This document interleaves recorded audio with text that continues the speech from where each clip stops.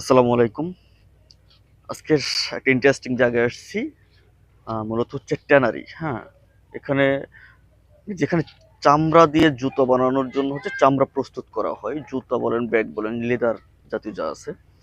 আজকের এই হাজারীবাগের ট্যানারি আসলে তো এখন বর্তমানে নাই। তো হঠাৎ করে হচ্ছে একটা জায়গা চোখে পড়লো, যেমন এই দেখেন চামড়া। হ্যাঁ, মানে শুকা দিচ্ছে মেডিসিন, মানে আমি কখনো এরকম ভাবে দেখি নাই।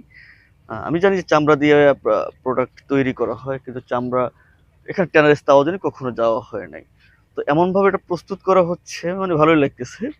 এটা অনেক, মানে ভিতরে আমরা যাই দেখলাম অনেক কিছু মিক্স করে। তো ভিতরে হচ্ছে আমাদের ভিডিও করার অনুমতি নাই। সেই জন্য হচ্ছে আমরা বাইরে থেকে এই ভিডিওটা দিচ্ছি। তো চামড়াটা হচ্ছে বিভিন্ন মেডিসিন দেওয়ার পরে এরকম ভিজানোর পরে, এটা কিন্তু ভিজা, এখন অনেক ভিজা। এরকম ভাবে শুকা দেওয়া হয়েছে। এরপরে অনেক পালিশ টেস্ট করা হবে। সামনে যদি দেখো, সামনে একটু দেখাও। সামনে যদি দেখো পুরো মাঠটা জুড়ে, এদিকটা ফাঁকা দিয়ে একটু দেখাইতে পারো। পুরো মাঠ জুড়ে হচ্ছে আপনার, এটা দেখো, একটু সামনে দেখাও, চামড়াটা দেখাও। এই যে পুরো মাঠ জুড়ে হচ্ছে চামড়া, রৌদ্র দেওয়া আছে। হ্যাঁ, এটা কিভাবে কি করে আমি নিজেও জানি না, তবে ভালো লাগছে অনেক। পুরো মাঠ জুড়ে হচ্ছে চামড়া। এখানে বিভিন্ন মহিলারা কাজ করতেছে, পুরুষ কাজ করতেছে।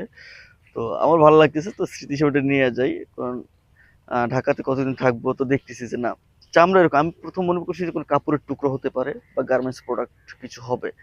তো পরে দেখলাম যে না, ধরে দেখছি চামড়া। আর ভিতরেও আমি ভিডিও নেওয়ার জন্য চেষ্টা করছিলাম ফ্যাক্টরির ভিতরে, কিন্তু আমরা ঘুরে দেখে আসছি, বাট ওরকম ভাবে ভিডিও করার অনুমতি নাই, সেজন্য আর ওই ভিডিওটা নিতে পারি নাই।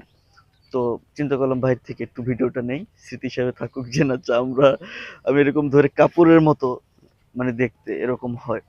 তো এতটুকুই ছিল ভিডিওটা। সবাই ভালো থাকবেন, সুস্থ থাকবেন। আল্লাহ হাফেজ।